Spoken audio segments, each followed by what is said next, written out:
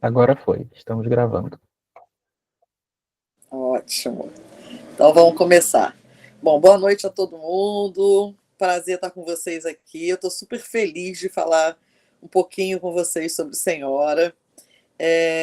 Isso tudo nasceu, eu vou falar rapidinho de como é que isso nasceu. Isso nasceu, na verdade, para minha filha.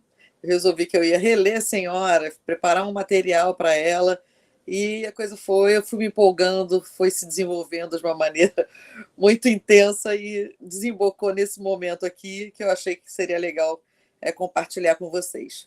Então, a gente vai falar um pouquinho de Senhora, a gente vai falar um pouquinho de romantismo, de tudo um pouco do século XIX, para a gente ter uma noção do que é o romance dentro do contexto daquela época e também do que é o próprio romance Senhora no contexto da época, porque é um romance que tem características que o diferenciam de outros romances da época. Então, vamos lá.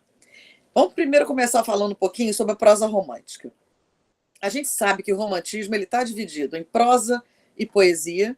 A gente tem, até o século XIX, né, até o arcadismo, o predomínio absoluto era da poesia, e o romantismo inaugura essa divisão entre prosa e poesia, justamente porque é um momento histórico diferenciado que vai permitir que surja no Brasil e que se difunda no resto da Europa o romance. Tá?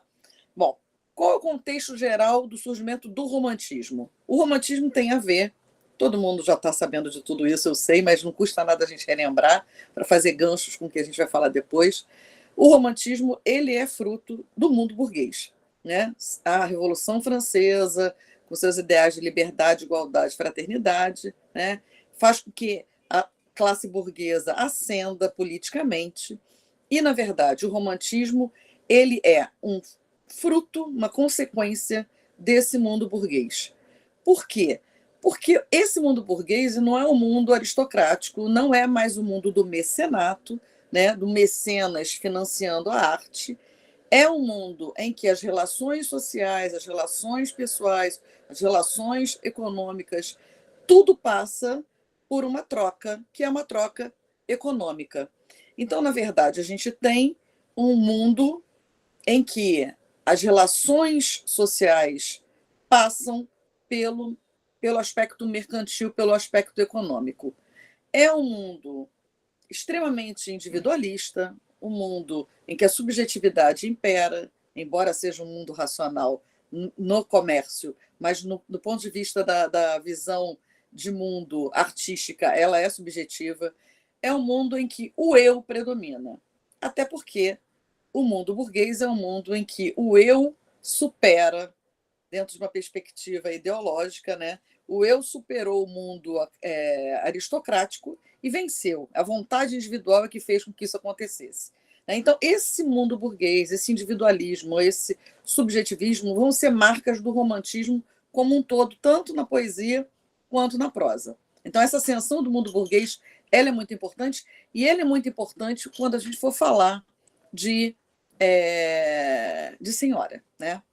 Bom, no caso da prosa romântica no Brasil, é muito importante a gente falar da vinda da família real. Porque, na verdade, a família real ter vindo para o Brasil, fugindo de Napoleão, né, como vocês sabem, propiciou que o Rio de Janeiro e que o Brasil tivesse um desenvolvimento que não tinha tido até então. E a vinda da família real traz com ela também uma série de inovações, de melhoras. E uma dessas, não é exatamente uma inovação, né? Mas há um mundo que se expande com a vinda da família real para o Brasil. Né? O Dom João traz uma biblioteca junto com ele. Quem não viu ainda Carlota Joaquina, o filme, assista, porque está de volta aos cinemas e trata justamente dessa vinda da família real para o Brasil. Então, acho que vem muito a calhar nessa semana da UERJ. E quando ele vem, ele deixa muitos súditos para ter lugar para a sua biblioteca, que vai gerar depois a nossa Biblioteca Nacional. Né? Então você tem uma família real que está numa cidade que tinha pouco desenvolvimento e que queria ter minimamente a mesma condição cultural e social que tinha na Europa. Então você vai ter um desenvolvimento do teatro, com muitas empresas estrangeiras vindo para o Brasil. Você vai ter o teatro, você vai ter o Rio de Janeiro, que é um grande shopping center da época, né? A Rua do Ouvidor. Hoje a gente ainda tem ícones daquela época, como, por exemplo, a Colombo, né? A Cafeteria Colombo, que é daquela época, que era o shopping center da burguesia carioca, que comprava suas roupas, os seus chapéus ali naquele local. Você vai ter a Biblioteca Nacional, o teatro, e você vai ter uma coisa muito importante, que é a abertura da imprensa. Para a gente entender prosa romântica, a gente tem que entender a imprensa no Brasil. A imprensa, com a vinda do Dom João, vai ter uma abertura, uma dinamização, os modos de reprodução vão ser incrementados e a imprensa vai ser, na verdade, o grande veículo de divulgação do romance romântico. O romance romântico ele nasce sob o signo do folhetim. Tá? Então, esses itens aqui são muito importantes para a gente entender como é que surge o romance no Brasil. O advento do folhetim vai ser, na verdade, aquilo que vai propiciar a vinda dos romances românticos europeus, que eram primeiros textos que foram divulgados aqui, e o surgimento de escritores para esse contexto de prosa. Só uma observaçãozinha. O romantismo nasce para ser uma expressão desse mundo burguês, porque, na verdade, esse mundo burguês novo não tinha ainda uma representação, e a prosa vai ser a sua maior representação. Bom, o que é o advento do folhetim? O que é o folhetim? Né? Como é que essa literatura vai ser apresentada?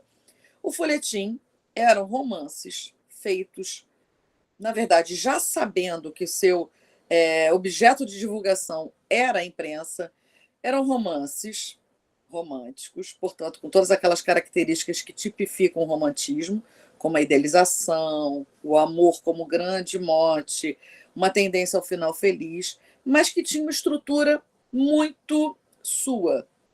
O que isso quer dizer? Todos os capítulos, o romance era publicado em partes, então você tinha capítulo por capítulo publicado, geralmente quinzenalmente, de 15 em 15 dias vinha um capítulo, e você tinha, então, aquela porção de história ali, que era acompanhada geralmente pela família inteira.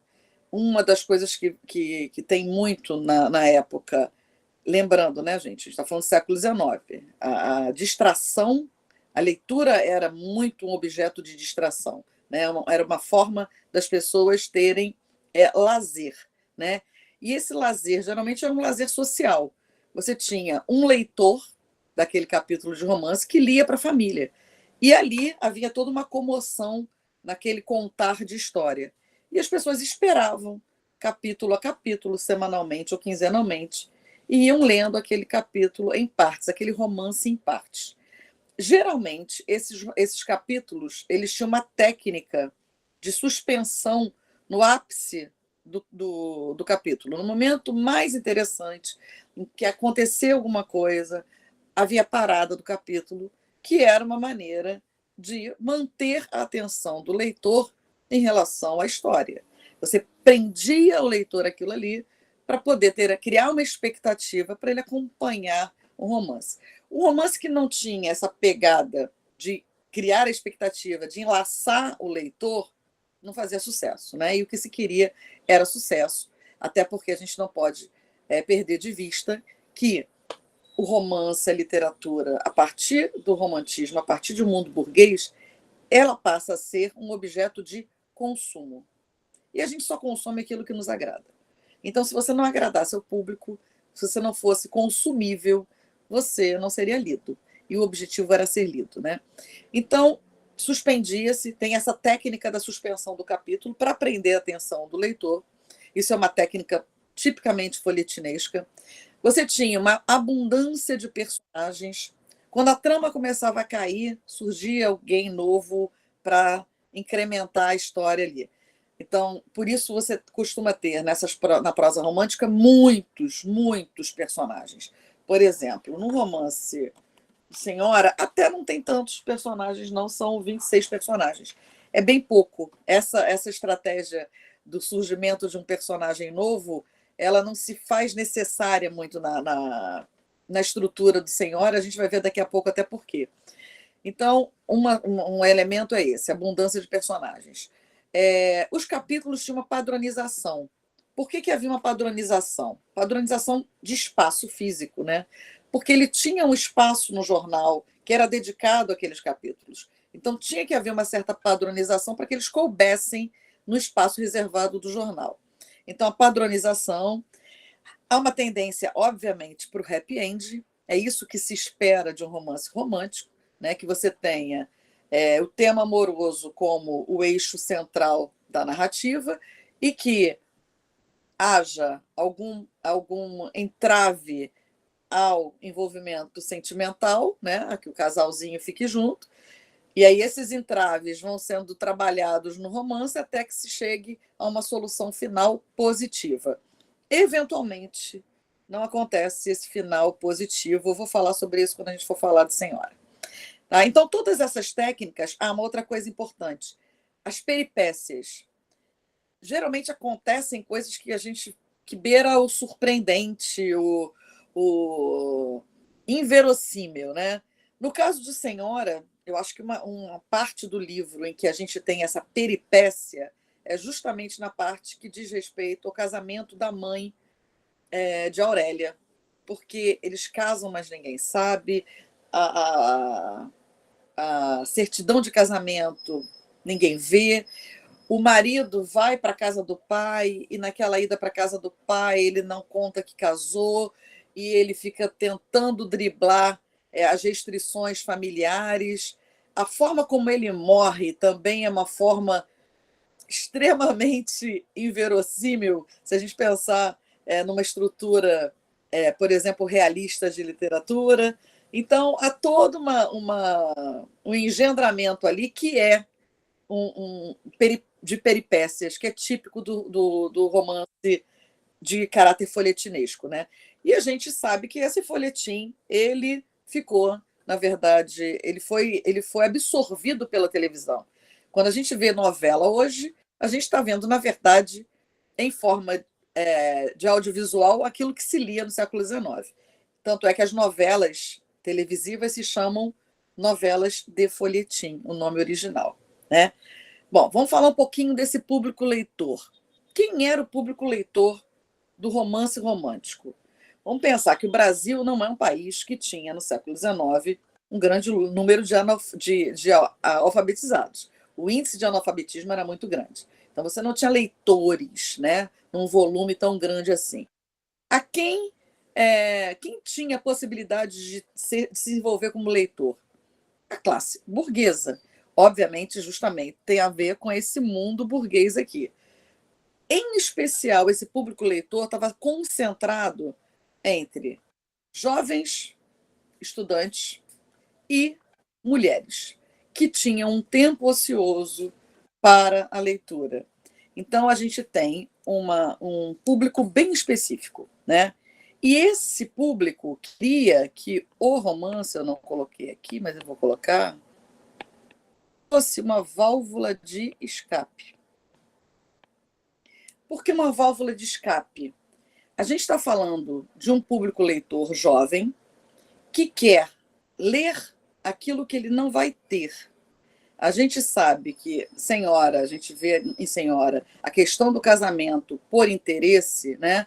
As riquezas casando com riquezas, o que é uma prática do mundo burguês, e acho que uma prática do mundo, desde que o mundo é mundo, né? O rico casa com rico, a não ser quando a gente romantiza as relações, a gente faz o contrário, mas eram casamentos arranjados, não eram casamentos por opção. Embora o mundo burguês depois vá desenvolver a opção pelo amor, pelo sentimento, você tem a opção de casar com quem você quer, já não é mais uma obrigação social familiar, como era até então, você tinha ali um acordo. Então, nem as mulheres e nem os rapazes se casavam por amor, se casavam por conveniências familiares. Muitas vezes, desde jovem, uma menina já era prometida a um rapaz. Então, os dois tinham um compromisso que não era um compromisso desejado efetivamente por eles. Então, o que eles queriam no romance? Viver a fantasia amorosa que era muito pouco realizada na vida real. Ocasionalmente podia acontecer de alguém se casar num acordo e ser bom? Podia, mas não devia ser regra, né?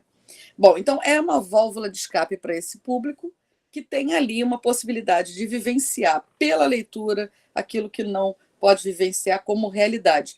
Por isso a preferência pelo final feliz. Ninguém quer chorar, gente. A gente não quer ver Titanic e ver o Leonardo DiCaprio afundando. A gente fica com raiva da personagem principal que não dividiu lá a tabuazinha com ele. Então, é isso que a gente quer. A gente quer o final feliz. Até hoje, todo mundo quer ler um final feliz. Ninguém quer o final triste, né? Bom, ok. E aí eu vou entrar aqui. Gente, se alguém tiver alguma coisa a perguntar, eu estou falando aqui enlouquecidamente e esqueci que eu tenho que saber se vocês estão acompanhando. Está todo mundo acompanhando? Está tranquilo? Martinha, Oi. a gente teve aqui a participação da Isabelle e ela Aham, diz assim: já vi pessoas falando que tem partes de realismo em Senhora também. O que você sim. acha disso? Você vai Tem, entrar nesse assunto vou agora? entrar nesse assunto daqui a pouquinho. Vou falar Ah, sobre isso. perfeito. Então, Tá? ótimo. Tem sim, tem partes. A gente pode dizer que tem um certo. É porque. William, pode me falar, porque eu não estou acompanhando aqui o chat. Tá? Pode me interromper e perguntar quando aparecer alguma coisa no chat.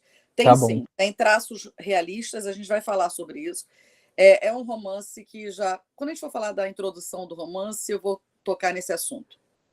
Mas pode deixar que está aqui, está guardado. Bom, quando a gente pensa em romantismo, a gente não pode perder de vista que tanto a prosa quanto a poesia, no Brasil, tem um projeto nacionalista. Há um projeto nacionalista por trás do romantismo. Vamos lembrar que tem a vinda da família real para o Brasil, tem todo esse contexto de melhorias, de avanços de ordem econômica e social, e logo depois a gente tem a independência do Brasil. E essa independência gerou um sentimento de nacionalismo muito forte no Brasil, e esse sentimento nacionalista, né, até um pouco anti-lusitano, ele se concretiza na arte do período. E ele vai se concretizar, por exemplo, na poesia romântica, na primeira fase, chamada justamente de nacionalista ou indianista, e vai aparecer dentro da prosa romântica como um projeto de reconhecimento dos espaços nacionais, de reconhecimento desse Brasil vasto, pouco conhecido até então. Então, dentro desse projeto nacionalista, que é um projeto de reconhecer os espaços nacionais e assim também se reconhecer como nação, nação jovem, que está tentando criar uma identidade própria, que está tentando criar os seus eixos de reconhecimento, esse projeto todo ele vai aparecer dentro da prosa pelas tendências do próprio romance romântico. A gente tem 4 grandes tendências do romance romântico. O romance urbano, no qual se enquadra o Senhora, e a gente vai falar sobre isso. O romance indianista, o romance rural ou regional e o romance histórico. O romance indianista também é um romance histórico, porque ele se volta para o período da colonização. Mas você tem o romance histórico somente, que não trata da questão, por exemplo, indianista, né? Como as minas de ouro, que é a questão da mineração, que não entra na questão indianista. Então, a gente tem essas 4 tendências. Se vocês observarem, ela abarca, de certa forma, esse Brasil. Se volta para o passado histórico do Brasil, se volta para a selva, que é no indianismo, se volta para o interior do Brasil com romances muito interessantes, localizados em regiões absolutamente desconhecidas do leitor médio brasileiro, que era carioca, né? Que era carioca não, né? Que era do Rio de Janeiro. Carioca é uma nomenclatura que veio depois. E você tinha o romance urbano, que era, obviamente, o romance que mais agradava o público da época, justamente porque era um retrato do modo de vida do público da época. Um público burguês, e a gente estava falando aqui que quem é que tinha mais instrução? Justamente esse mundo burguês era o mais instruído, era o que mais tinha acesso a essa leitura. Então, você vai ter um romance que se casa como uma luva nas expectativas do leitor da época, que via a si mesmo representado nessa literatura. Tanto é que a gente vai ver, por exemplo, em Senhora, todas as características desse romance urbano. Ele vai se passar no Rio de Janeiro, no espaço absolutamente urbano. Alguém está com o áudio ligado aí, só para não atrapalhar o. Obrigada. Vai se passar no Rio de Janeiro. Aí a gente vai ver a Aurélia promovendo bailes na sua casa, promovendo encontros para se ler livros. Tem uma cena que eles estão lendo, estão discutindo um romance do José de Alencar dentro do livro do José de Alencar, que é o que a gente chama de autotextualidade, quando um autor faz uma autorreferenciação. Todo mundo conhece metalinguagem. Isso é muito importante para quando a gente pensa em romantismo. Só perguntar uma coisa. O recortes importantes na UERJ, a gente está em páginas diferentes? Porque eu estou na prosa romântica, eu estou na segunda tela. Eu não sei se a minha tela está aparecendo ou é a tela de vocês que está aparecendo. Qual que está aparecendo? William, help. Oi, sou eu que estou transmitindo, Martinha. Sua tela não está aparecendo, é a minha. Sério? Escrevi um monte de coisa aqui à toa. Ah, não acredito. Espera aí, então. Sério? Eu Eu vou achei, parar a minha apresentação. Você pode apresentar, então. mas eu achei que eu estava apresentando. Eu jurava que eu estava apresentando, inclusive. Não estou, então, né? Não. Vê se Então, você calma aí. consegue agora. Eu creio que eu estou apresentando. Crente. Iniciar a transmissão, calma aí. Eu crente que eu estou apresentando. Apareceu? Apareceu. Olha a minha telinha, Agora toda sim. escrita. Prosa romântica, projeto nacionalista, mundo burguês, válvula de escape. Todo mundo tá vendo, gente? Agora está A aparecendo, tela? sim. Marta, Tá? Ah, que tem, bom. tem uma dúvida aqui da Stephanie. Não sei se você Pode já falar. vai abordar isso, mas ela diz: a professora, fiquei confusa com o final. Há pessoas que dizem que o final é feliz por eles ficarem juntos, mas também há opiniões que eles só ficaram juntos após ela dizer que deixou o testamento para ele se morresse. Eita, não, vamos falar sobre isso. Eu acho que eu posso até falar sobre isso agora. O final é um final feliz. Na verdade, ele consegue, né, se reabilitar perante ela, pagando a ela aquilo que devia, aquilo que foi a sua compra, e ela fica desesperada, porque, na verdade, se vocês perceberem, já no final, ela estava doida para liberar aquela promessa de eu vou te odiar para sempre.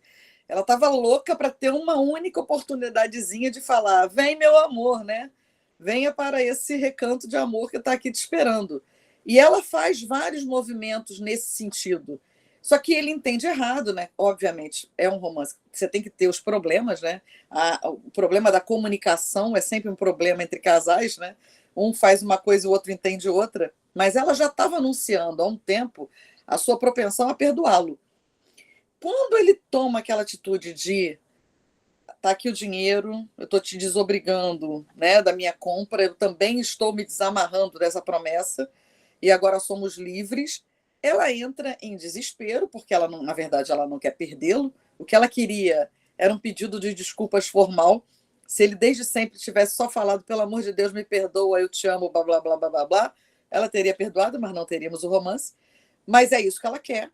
E ela fica desesperada, porque ali se rompe, né, o laço que prendia o Seixas a ela. Acabou.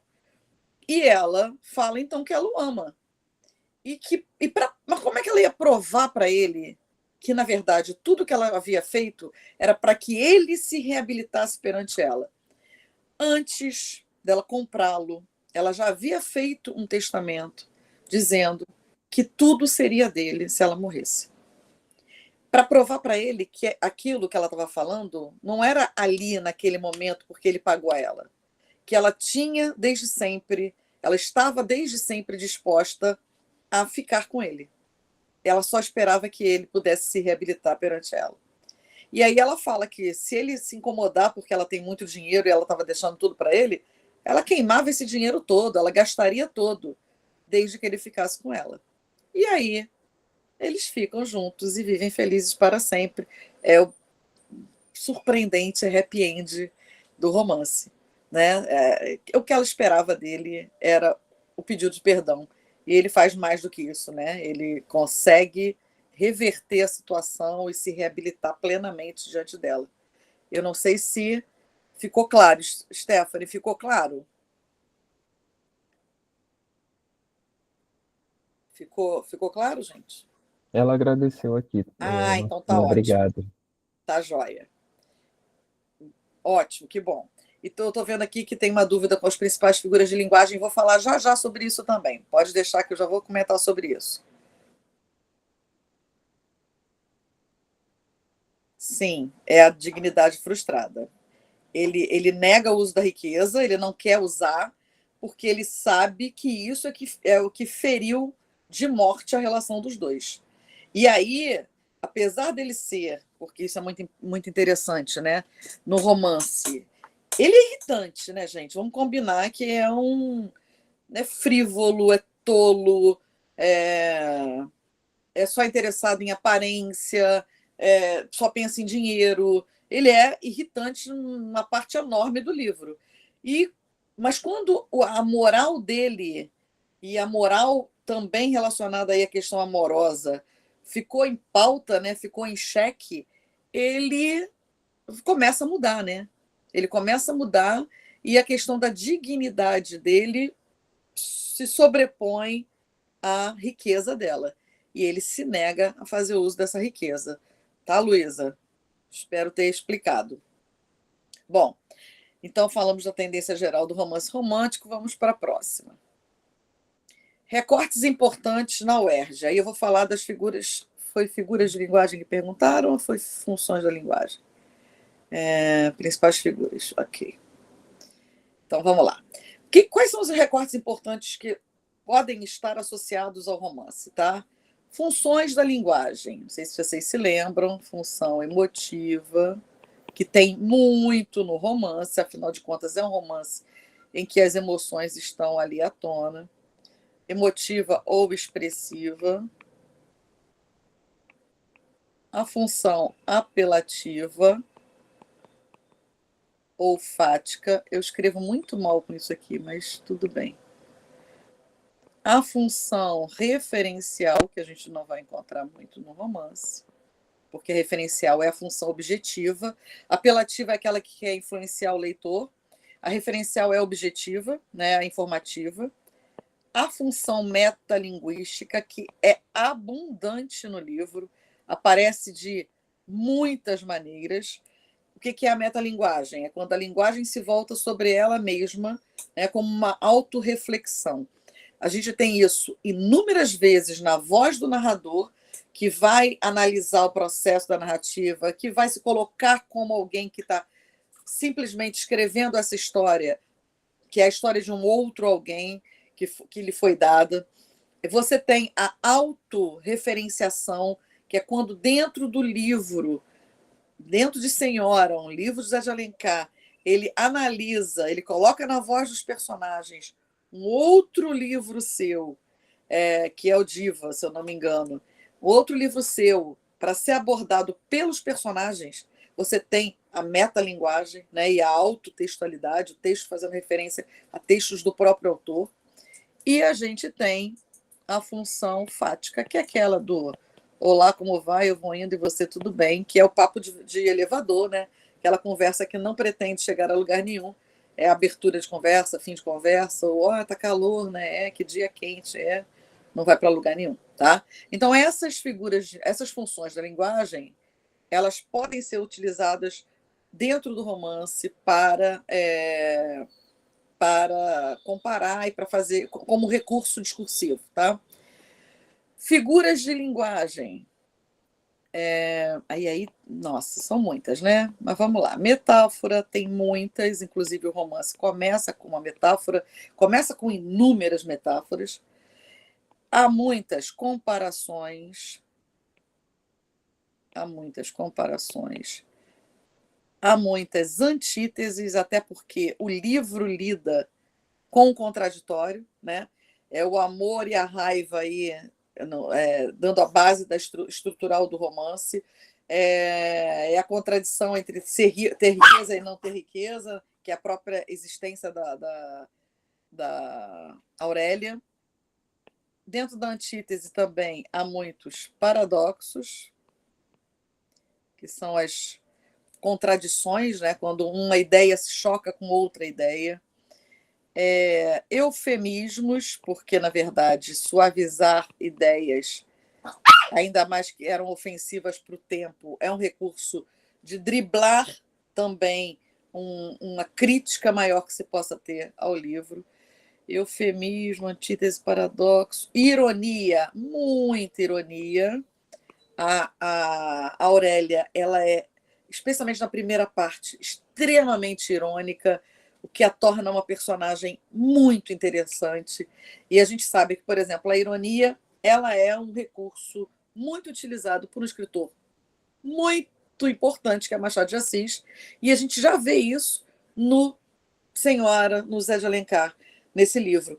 E é uma ironia que muitas vezes se assemelha à ironia machadiana. Eu não sei se vocês sabem, mas o José de Alencar e Machado foram amigos, muito amigos, a vida inteira. Então, tem um dedinho machadiano. Ironia, que mais? Metáfora, comparação, antítese, paradoxo, eufemismo, ironia. Não está me vindo agora. Que mais que poderia? Nossa, são tantas. Deixa eu dar uma olhadinha aqui. No meu livro, eu nunca fiz um livro tão rabiscado, só na minha tese de doutorado e na dissertação de mestrado. Porque a metonímia também é um processo que aparece bastante, a parte pelo todo. Autor pela obra, também tem muita metonímia. Bom, se eu for lembrando, eu vou falando. Lembra de algum, William, que eu não tenha falado? Não, acho que eu ia falar metonímia, mas você já falou, é isso mesmo. Que me entrou aqui. E a questão da intertextualidade, tá? Recursos expressivos, né? Há uma linguagem, há muita adjetivação. Nossa, como eu escrevo. Nossa, há muita adjetivação, há muita linguagem figurativa, tem muita intertextualidade. É um livro que estabelece diálogos com outras leituras da época. Então, aquela coisa da nota de pé de página. Por isso que é importante ler um livro, por exemplo, que tenha notas de pé de página, para vocês se situarem nas relações intertextuais entre textos que se estabelecem dentro do livro. E estão presentes, obviamente, as características do romance romântico em geral, né? O sentimentalismo, o amor como eixo temático principal, o conflito que vai fazer com que o casalzinho se separe. E a gente vai entrar agora, então, no que caracteriza o romance Senhora. Vamos a ele. Deixa eu, antes de ir a ele, falar uma coisa. A gente está tendo uma promoção hoje, para quem está aqui na live, não é uma live, né, mas na aula ao vivo, do e-book que eu preparei para o curso. E quem linkar aí, o William, por favor, pode colocar o link, tem um desconto bem bacana para quem está na live. Aproveitar aí, semana final, né, são 40 questões, todas inéditas, não foram feitas por ChatGPT, foram feitas por mim mesma. Tem bastante conteúdo, ela está muito abrangente, tem questões de recurso discursivo, tem função da linguagem, tem figura de linguagem, tem análise do texto propriamente dito, tem questões de língua relacionadas ao livro. Então, assim, são 40 questões bem abrangentes. E hoje a gente vai fazer 5 questões aqui, que não são as questões do e-book, então são questões extras, tá? Então aproveitem, porque só agora, durante a live, que vai estar esse desconto, tá? Aí vocês peguem o link. Bom, vamos para os elementos importantes, senhora. Tudo bem até aí? Tá tranquilo? Dúvidas? Martinho, você estava falando das figuras de linguagem, agora eu lembrei também, tem a personificação, né? Não, Personificação. Estou falando prosopopeia. Vamos voltar aqui e votar. Prosopopeia, ou também conhecida, nossa velha conhecida, personificação. Valeu, William. Tem muita coisa, né? Isso aqui não chega aos 30 que a gente tem, né? Ok. Hipérbole. Nossa, é exagero muito, tem muito exagero na literatura romântica. Eles são hiperbólicos por natureza. É tudo extremamente exagerado, até porque o sentimentalismo é exagerado, tá? Então, Kakashi, hipérbole cai sim, tá? Se forem lembrando, é só ir colocando. Bom, vamos lá. Elementos importantes em Senhora. A introdução ao leitor, a introdução que ele chama de ao leitor, é muito importante, a gente vai falar sobre ela, tá? Vamos começar por ela, na verdade. Não, vou falar do que está aqui, depois a gente entra nas questões. A introdução, esse ao leitor, é muito importante. Não, vamos trabalhar com ela. Vamos aqui para o ao leitor. Deixa eu puxar isso aqui. Não, que é isso? Não quero nada disso, não.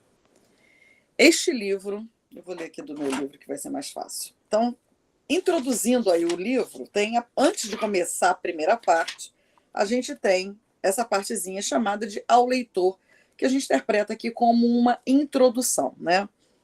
Este livro, como os dois que o precederam, não são da própria lavra do escritor, a quem geralmente os atribuem. Ele está falando aqui, desses dois que precederam aqui, ele está falando de Lucíula, que é de 1800, eu não sou boa para data, 1862, de 1862, e Diva, Lucíula e Diva, Diva é de 1864. Junto com Senhora, compõe o que a gente chama de trilogia urbana, com personagens femininas do José de Alencar. E aí é interessante a gente pensar, por que ele está fazendo essa comparação? Este livro, e aí vamos pensar aqui que quando ele fala este livro, ele está falando da materialidade do texto. Isso aqui é um livro, materialidade do texto. Então aqui a gente já tem o quê? Metalinguagem. O texto em sua materialidade. Este livro, como os dois que o precederam, e aí Lucíula e Diva, não são da própria lavra do escritor. Não foram escritos por ele. Isso é o que ele nos diz. A quem geralmente os atribuem.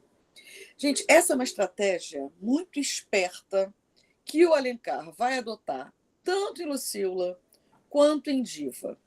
Em Lucíula e em Diva, o capítulo introdutório, que a gente está chamando aqui de introdução, são cartas que os narradores vão fazer. A narrativa, tanto em Lucíula quanto em Diva, é na primeira pessoa.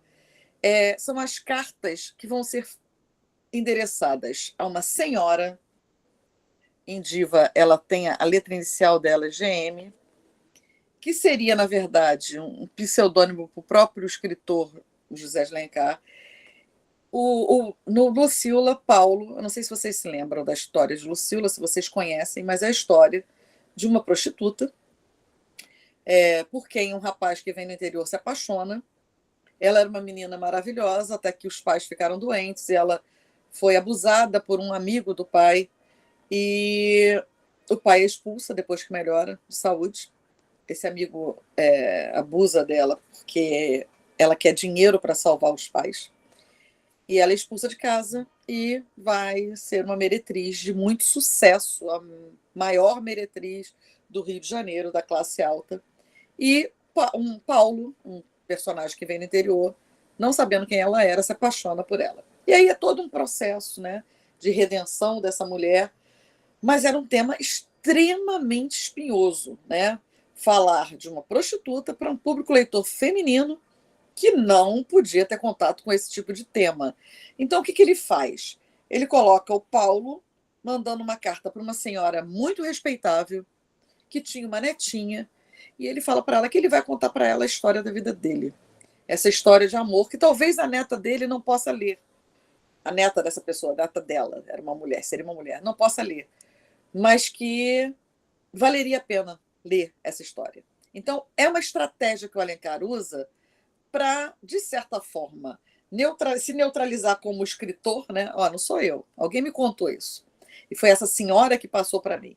Então, eu não sou o autor disso, porque era um tema realmente espinhoso. Lucila tematiza questões que são muito complexas, inclusive a questão do abuso, e ela era menor, então até a questão de um caráter, de certa forma, pedófilo, compreendido pelo olhar, né, de hoje, porque na época a questão da idade ela era diferenciada, né? As meninas casavam com 15, 16 anos, muito jovens. Né? A Aurélia tem 18 anos quando ela aparece resplandecente nos salões do Rio de Janeiro. Né? E Diva também começa com uma carta, só que agora não do autor. Paulo, o autor de Lucila, quem viveu a história de Lucila, faz uma amizade no navio com um rapaz que, tempos depois, lhe manda uma grande carta. Então, Diva é um romance epistolar, uma grande carta contando a história de amor que ele viveu. E aí, o Paulo, que tinha dado a história de Lucila para essa senhora respeitável, manda de novo a história, só que agora é de Diva, para essa senhora respeitável e fala para ela: a sua neta agora pode ler essa história. E aqui ele faz alusão a esses dois livros, justamente porque ele usa a mesma estratégia. Aqui ele faz uma introdução, leitor, o título já é metalinguagem, tá? Ao leitor. Então, isso aqui é um livro e eu tenho um leitor. Esse livro não é meu, tá? E aí também a questão do tema, né? É um tema de independência feminina num mundo patriarcal, em que a mulher não tinha independência alguma, né, de uma mulher que toma as rédeas da sua própria existência, da sua própria história, do seu amor, de tudo, por ter o domínio de uma coisa muito importante dentro de uma sociedade burguesa, que é o dinheiro. Né? E aí, continuando, ele continua. A história é verdadeira. E é muito interessante essa necessidade que o narrador barra autor, tem de falar que essa história é verdadeira. Lembrando, gente, que dentro do realismo, tanto o princípio da mimesis, que é imitar o real, quanto o princípio da verossimilhança. O que é verossimilhança? É a semelhança com a verdade. Esses dois princípios são princípios muito caros ao realismo. O realismo trabalhava com os princípios da mimesis e da verossimilhança como uma base da escritura. Né? Bom, eu ia falar de Madame Bovary, mas eu vou fazer uma digressão muito grande. Vamos voltar para cá. Então, essa necessidade de falar que a história é verdadeira, ou seja, é verossímil, é um gancho já com a questão da proximidade com o realismo. Não é uma história ficcional, o que ele está dizendo, né? É uma história verdadeira. O que é o princípio da verossimilhança, gente? Uma história, mesmo que ela seja ficcional, e obviamente o campo da literatura é o campo da ficção, ela tem que parecer para o leitor como verdade. Então, eu sempre dou como exemplo para os meus alunos a história do Titanic, o filme, mas isso vale para a leitura. A gente sabe que Titanic existiu, o navio afundou, todo mundo sabe disso. Mas não houve, né, de verdade. Vários personagens que ali estão também são verdadeiros, mas o casalzinho central não existiu. E sempre os meus alunos ficam revoltados quando eu digo isso. Eles são do campo da ficção, foram criados pelo roteirista do filme. Independente disso, a gente vive aquilo ali como se fosse verdade. Porque poderia ser verdade? Poderia ser verdade, apesar de estar no campo da ficção. Então, ele tem essa necessidade de falar que a história é verdadeira, a gente sabe que não é, é uma ficção, que tem muito a ver com o contato aí com o realismo, com o princípio da verossimilhança. Tá? E a narração vem de pessoa que recebeu diretamente, em circunstâncias que ignoram, a confidência dos principais atores deste drama curioso. E ele fala que ele sequer sabe como é que isso aconteceu, como é que isso veio parar nas mãos dele. O suposto autor não passa rigorosamente de editor, que é o que ele fala que é também em Lucila e Diva. E aí ele vai continuar falando, e ele, no finalzinho ele introduz o tema. E não, aí tem uma coisa importante. Tive tentações de apagar alguns desses quadros mais plásticos, que é a questão da adjetivação, da metaforização, das descrições, ou pelo menos sombrear as tintas vivas e cintilantes. Mas eu não devia sacrificar alguns cabelos grisalhos e esses caprichos artísticos de estilo. Então ele resolveu não mexer, que na verdade é o estilo do próprio romantismo, né? Há efetivamente um heroísmo de virtude na altivez dessa mulher que resiste a todas as seduções, aos impulsos da própria paixão, como ao arrebatamento dos sentidos. Então a gente sabe que a gente vai falar de uma mulher. O tema é esse. Ok, então vamos voltar para cá. Elementos importantes. O título das 4 partes que compõem o romance. Aqui é muito interessante porque o romance Senhora, ele faz um casamento entre forma e conteúdo. O conteúdo do romance, o eixo central, é o casamento burguês, um casamento calcado numa relação que é totalmente mercantil, baseada em dinheiro. Se a gente pensar bem, o que se faz quando se assina a certidão de casamento? Nada mais, nada menos do que você está assinando um contrato entre 2 pessoas que vão seguir determinadas regras convencionadas pela sociedade. Essa relação contratual, e no caso do romance mercadológica, né, ela está tanto no conteúdo do romance quanto na forma do romance. E essa forma que casa o conteúdo está aqui nos títulos de cada uma das 4 partes que compõem o romance. O preço, quanto ele custava, a quitação, a posse e o resgate. O resgate aqui é o resgate que o Fernando consegue fazer ao final. Então, é como se fosse realmente um acordo mercadológico de um contrato que tem partes que vão sendo efetivadas, né? Então, forma e conteúdo se casam maravilhosamente bem em Senhora. É um romance muito bem construído, muito bem urdido. Muito bem. Outro item importante. Papel crítico do narrador é a ruptura com a narrativa tradicional na forma e no conteúdo. O narrador, ele eventualmente opina, ele avalia muito, por exemplo, o papel dos escritores no século XIX, de quanto há uma mercantilização da produção literária. E o Fernando, ele aparece aí como alguém que escreve algumas vezes para jornal, mas é um escritor medíocre, ele deixa isso muito claro quando ele fala sobre a produção do Fernando. Ele vai falar também, ele vai também opinar sobre essas relações interpessoais baseadas no dinheiro e não em relações afetivas reais. Então você tem todo um trabalho de forma e conteúdo para dar conta desse grande tema, que era um tema polêmico. Porque, afinal de contas, as pessoas efetivamente se casavam por interesses econômicos, para famílias ficarem com as riquezas juntas e tudo mais, né? A construção de ambientes no romance é super importante. Por exemplo, quando vai se mostrar como o Fernando vivia dentro da casa dele, da família dele, existe o Fernando, o quarto do Fernando, que era ostentatório, em que ele tinha roupas muito luxuosas, chapéu muito caro, toda uma vestimenta necessária para ele ser um homem de sociedade. E na construção desse ambiente, o narrador vai estabelecendo um confronto entre como vive o Fernando dentro daquela casa e como vivem a mãe, as 2 irmãs, que não têm nada, que vivem se contendo, tudo para que o Alecrim Dourado possa passear pelos teatros do Rio de Janeiro, viver muito bem e poder se apresentar maravilhosamente como ele faz o tempo inteiro, o que é extremamente irritante até às vezes, né? Mas essa construção de ambientes também ela é uma maneira de favorecer esse conteúdo, mostrando esses contrastes, tá? E a própria construção dos personagens. Você tem aí, e é interessante, porque uma característica do romantismo é uma visão maniqueísta de mundo, né? Os personagens geralmente ou são bons, bons, bons, ou são maus, maus, maus. Aqui você não tem muito isso. você tem características, às vezes positivas, às vezes negativas, dentro de um próprio personagem. Então, por exemplo, o Seixas é um grande exemplo disso.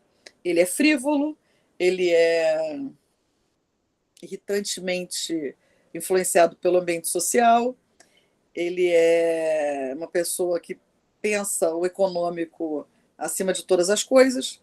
No entanto, no contato com a Aurélia e na circunstância que ele se encontra como um homem comprado, isso tudo muda, né? E ele se reabilita. Então não há essa visão maniqueísta de mundo que geralmente governava os romances românticos. A questão da máscara social, que também é um tema muito machadiano, né? O Machado falava o tempo inteiro isso, que nós vivemos em sociedade e a cada circunstância nós colocamos uma máscara dependendo do momento que vivemos, né, e com quem falamos. Então tem a máscara da professora, tem a máscara da amiga, tem a máscara da inimiga, tem a máscara... São várias máscaras. O mascaramento social é uma temática machadiana e que está aqui também.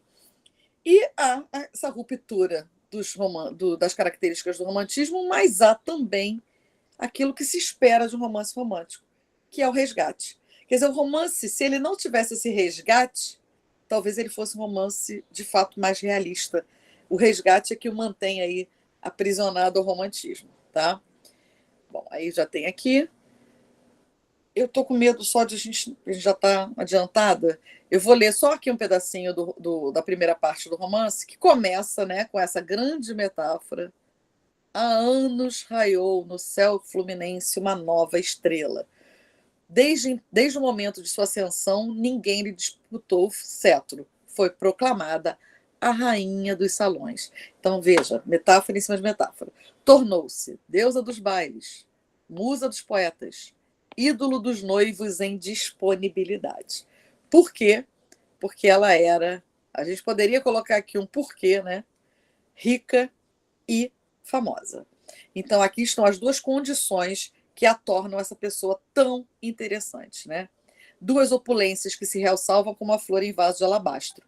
Dois esplendores que se refletem como o raio do sol no prisma do diamante. Quem não se recorda de Aurélia Camargo, que atravessou o firmamento da corte como um brilhante meteoro, olha aqui a comparação, e apagou-se de repente. E aí ela, também uma coisa interessante, ela atravessou o firmamento e ela se apaga, aqui é a antítese também, no meio do deslumbramento que produzira seu fulgor. Tinha ela 18 anos quando apareceu a primeira vez na sociedade. E toda a sociedade aí está representada dentro do romance. Eu não vou ler todo, porque senão a gente não vai para as questões. Vamos para as questões? Porque, na verdade, teoricamente, nós vamos até 8h30, mas não tem problema, a gente vai um pouquinho mais para fazer as questões que eu preparei para vocês. Vamos lá. Questão 1. Só uma paradinha. Tudo bem até aí? Deu para fazer um painel do romance, das características importantes? Foi? Tá ok. Que bom, que bom. Então vamos lá. Primeira questão. Ao longo da narrativa, o personagem Fernando é caracterizado como um homem leviano e frívolo, acabei de falar isso, né? Preocupado apenas com seus próprios prazeres e interesses. Mesmo quando o narrador destaca algum aspecto positivo, ele surge à margem do que, de fato, define sua trajetória. Identifique o trecho em que Fernando destoa desse perfil traçado, né, de homem leviano, frívolo e tal. Vamos ler as opções aí. Deem uma marcadinha para a gente ver se vocês acertam. Alternativa A. De um homem assim organizado, com a molécula do luxo e do galanteio, não se podia esperar o sacrifício enorme de renunciar à vida elegante. Letra B. Não se perdoava a imprudência de apaixonar-se por uma moça pobre e quase órfã. Imprudência que pusera ao remate o pedido de casamento. C. Seixas, que a noite anterior deixara Aurélia comovido pela cândida abnegação da menina, quando soube que ela havia rejeitado sem ostentação um partido por quem suspiravam muitas das mais fidalgas moças da corte, não pôde conter os impulsos da alma generosa. D. Para o leão fluminense, mentir a uma senhora, insinuar-lhe uma esperança de casamento, trair um amigo, seduzir-lhe a mulher, eram passes de um jogo social permitido pelo Código da Vida Elegante. E aí, o que vocês marcariam? Coloquem aí no chat. que vocês marcariam? Não precisa ter medo. Lembrando, a gente está falando do que destoa desse perfil aqui, tá? Vamos lá. Maioria C. Vamos ver o gabarito? Olha lá. Nas letras A, B e D, destacam-se aspectos negativos de Fernando, em consonância com o perfil traçado na afirmação da questão. Olha aqui. Ele era um homem organizado com a molécula do luxo e do galanteio, que não ia fazer nenhum sacrifício para renunciar a essa vida elegante. Então, isso aqui está casado com isso. Não se perdoava a imprudência de apaixonar-se por uma moça pobre. Olha como é que ele foi um idiota de fazer isso. Órfã. E ainda pediu ela em casamento. Então, ele estava super arrependido. É esse cara frívolo. Na D, para o Leão Fluminense, o galanteador que pegava todo mundo, ele era o grande pegador da sociedade da época, mentir, insinuar uma esperança de casamento, trair amigos, seduzir a mulher, tudo era permitido pelo Código da Vida Elegante. Então, ok, eu posso fazer tudo isso. Então, também está dentro da visão negativa. O que está positivo aqui? Quando o narrador fala que ele se sensibilizou, ficou comovido por ela ter dispensado o rapaz que o outro pretendente dela, que esse sim, ético, a amava, queria de fato ter uma relação efetiva com ela. Eu vou ser sincera que eu torci na primeira vez que eu li na juventude o tempo inteiro por ele e não pelo Fernando, mas era a opção dela, né? Então aqui o narrador coloca características que são positivas, né? Ele se comoveu com isso, ele mostra um impulso de alma generosa que ele não mostra nos outros. Tá claro, gente? Vejam que o gabarito sempre vai ter um comentário para vocês entenderem por que acertaram ou não acertaram, tá? Tudo bem? Quem não colocou C entendeu por quê? Então vamos para a próxima. A segunda questão. Em determinada passagem do romance Senhora, o narrador assim define o sentimento de amor de uma mulher.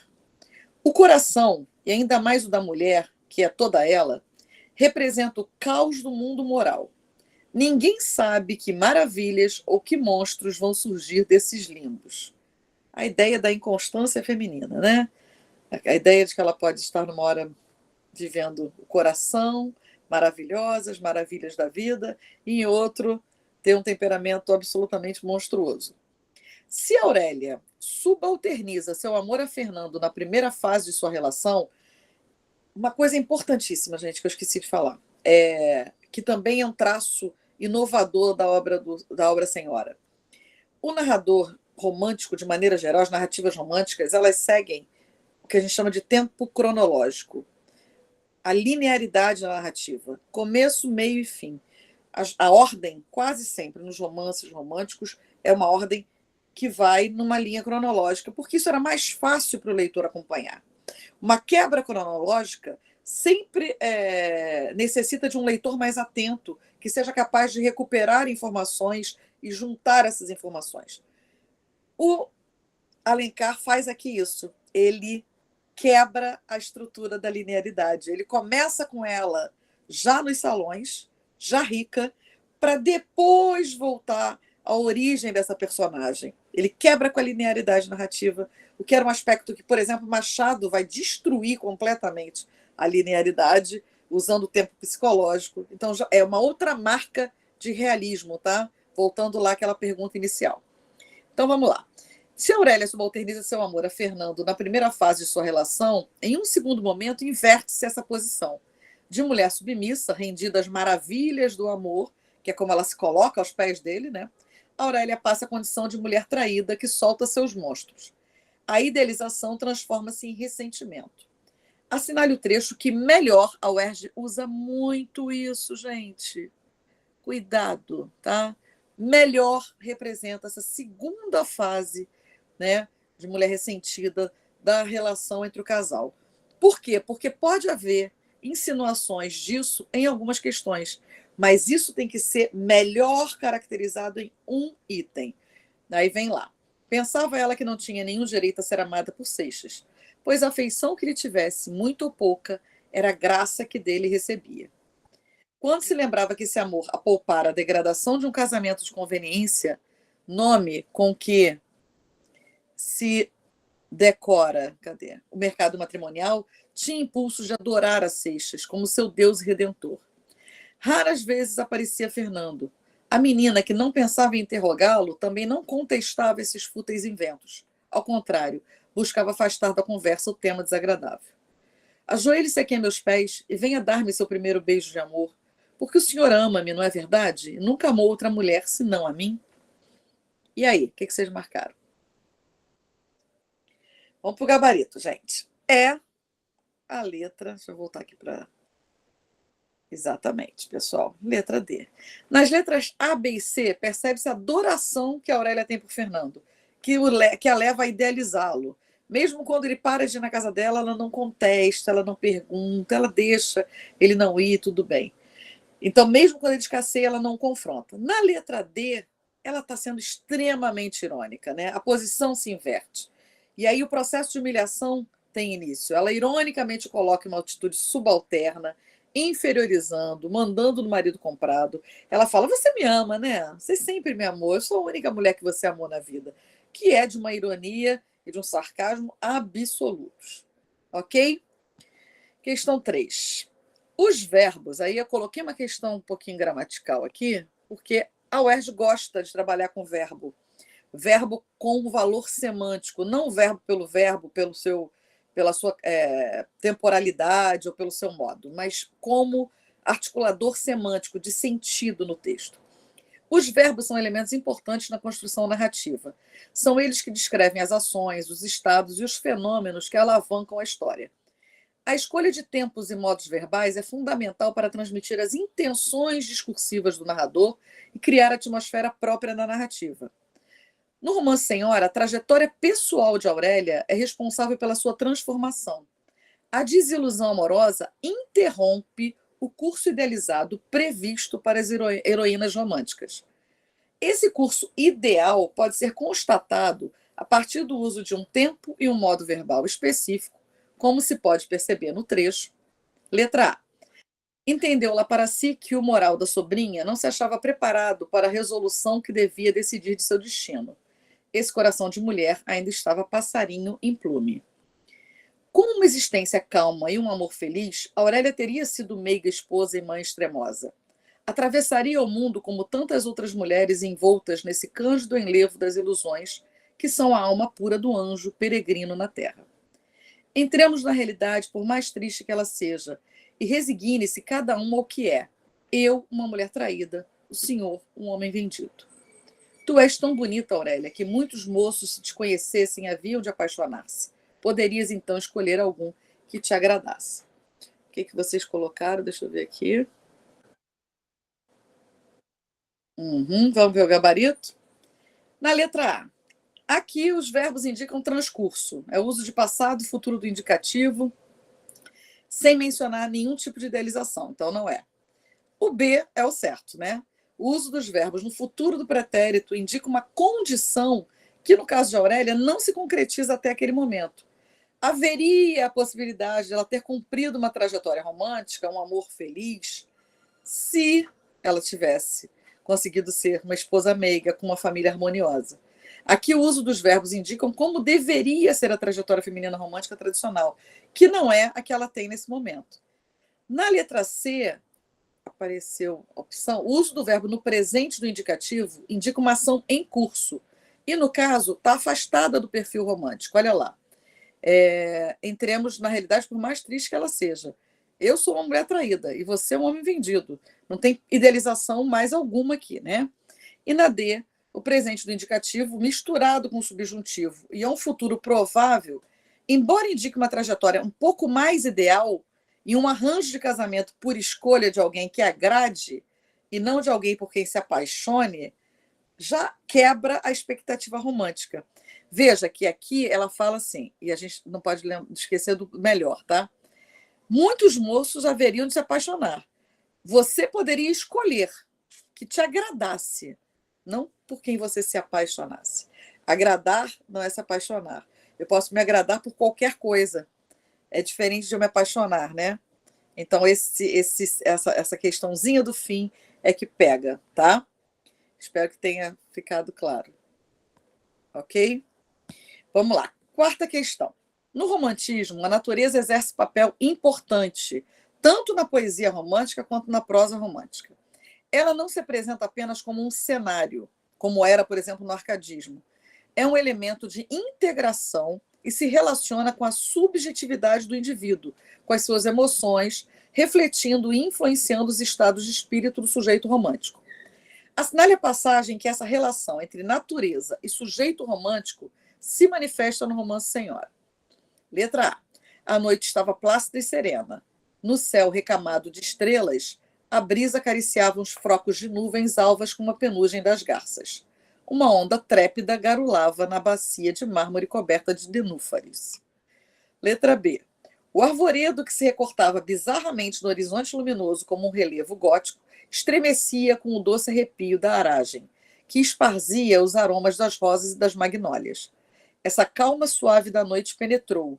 Relaxaram-se-lhe as fibras da alma.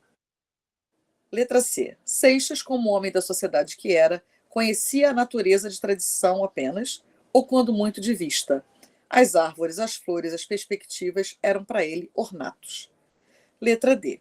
Frequentemente em seus versos, Seixas falava de estrelas, flores e brisas, de que tirava a imagem para exprimir a graça da mulher e as emoções do amor. Pura imitação. E aí? Vamos lá. Vamos ver o que vocês marcaram aqui. Ok. Vamos para o gabarito. Letra B.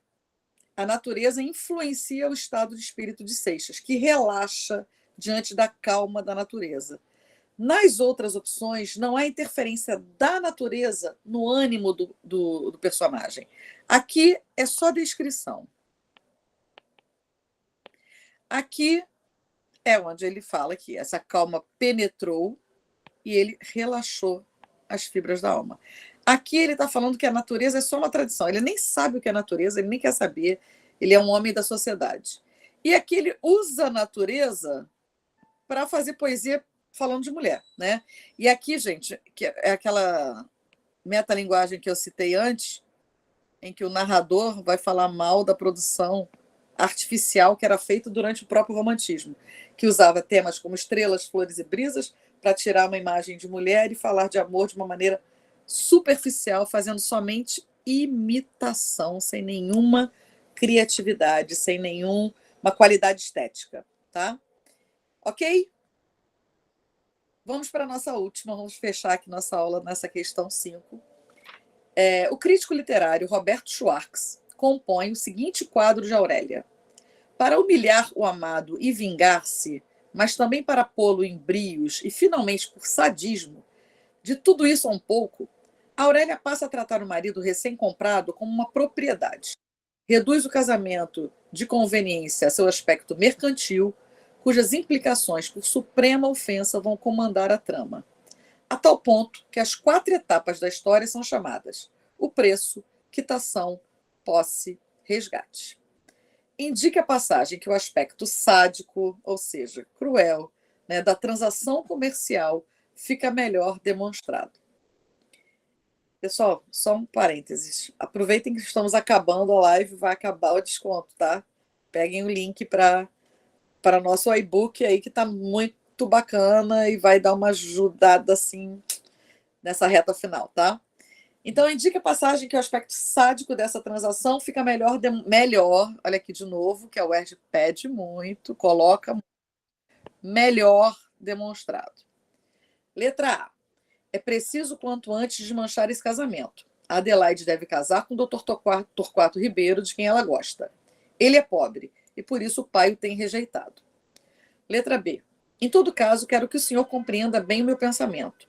Desejo, como é natural, obter o que pretendo, o mais barato possível, mas o essencial é obter. É a minha felicidade que vou comprar. Letra C.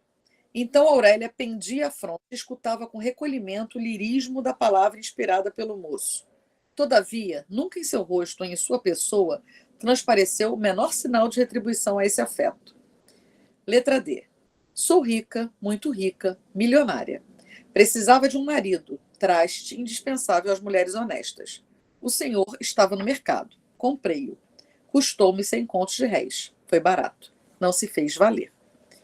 E aí, o que vocês colocariam? Ok. Vamos ao gabarito. Letra D, né? Na letra A, Aurélia cria uma estratégia, não sei se vocês se lembram, para liberar o Seixas do compromisso que ele tinha com a Adelaide, né? E aí ela financia o rapaz pobre, que vira um grande amigo dela, né? Responsável até por umas estratégias que ela usa no fim. E ela dá o dinheiro para ele ficar bem de vida e poder casar com a Adelaide para o Seixas ficar livre, né? Então, ela demonstra também preocupação em que esse casal seja feliz, né? Na letra B, a Aurélia menciona o aspecto mercantil da sua proposta de casamento, mas ela associa isso à felicidade. E aí ela rompe com a ideia puramente comercial. E ela não está sendo sádica. Só depois é que ela vai mostrar esse sadismo, né? Na letra C, a Aurélia disfarça o seu sentimento de amor, mas no trecho não há comportamento cruel ou sádico. Na letra D, é o momento em que a Aurélia mostra que ele é um objeto no mercado matrimonial. E aí é interessante aqui como é que ela faz uma gradação, tá vendo aqui?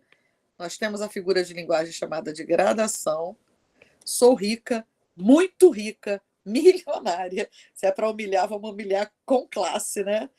Precisava de um marido, traste indispensável às mulheres honestas.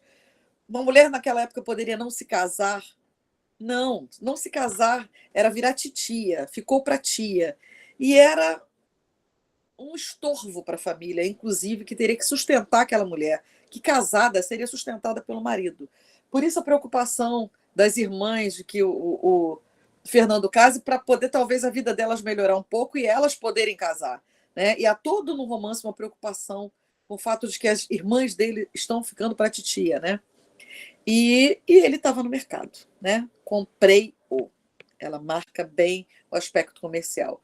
E ela ainda fala que ele custou barato, que ele não se fez valorizar, né? A gente sabe que ele não se fez valorizar porque ele estava precisando de dinheiro naquele momento. Mas, de qualquer maneira, é o momento em que ela o humilha sadicamente, né? Mostra toda a sua ira. Eu espero que vocês tenham gostado. E aí vai o meu desejo final. Keep calm and blow a prova, porque vocês vão bem. É só ter calma. Lê os anunciados. Prestem atenção a esses detalhes do melhor, do que mais está adequado, com os verbos que são de contraste. E vai dar tudo certo. Eu espero que vocês tenham gostado. Eu espero que vocês tenham aproveitado e que eu tenha contribuído um pouquinho para essa prova de domingo. Eu fico muito feliz. Adorei dar essa aula. Estou felicíssima aqui. Muito obrigada pela presença de vocês. Obrigada, gente. Muito obrigada, viu? Eu fico muito feliz com isso.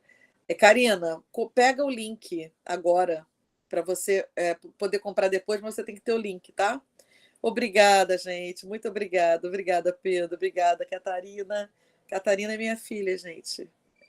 Foi por ela que eu fiz muito disso aqui. Obrigada, gente. Muito obrigada mesmo. Estou muito feliz de estar aqui, tá? Uma boa noite para todo mundo.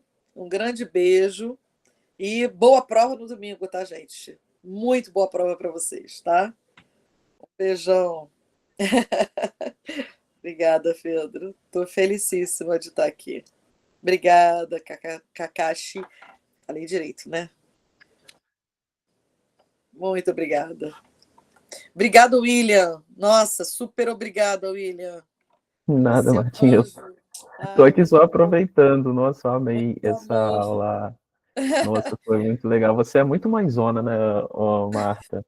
Caramba, abriu os coração aí. Abri o coração, é verdade. Foi. Eu adorei, gente. Adorei dar aula. Tem tanto tempo que eu não pego assim. Eu adoro romantismo. Eu adoro Senhora. E eu reli assim com muito prazer o livro, sabe? Foi uma coisa mega prazerosa mesmo. Gostei muito de dar aula. Foi ótimo. Nossa, Obrigadão, sorte é viu? nossa. Poxa, eu que agradeço. Eu adorei. Foi Eu quase me ofereci para Poliana. Poliana, vamos lá, Poliana. Estou com material, quero dar uma aula, queria até dar um Perfeito. curso inteiro. É porque foi o segundo livro. Sim. E realmente a procura para o segundo livro é bem menor do que para o primeiro, né? Agora a Sim. gente tem que encarar o PPTela, hein? Deixa eu parar a PPT. gravação aqui um minutinho. Peraí. É. Nossa.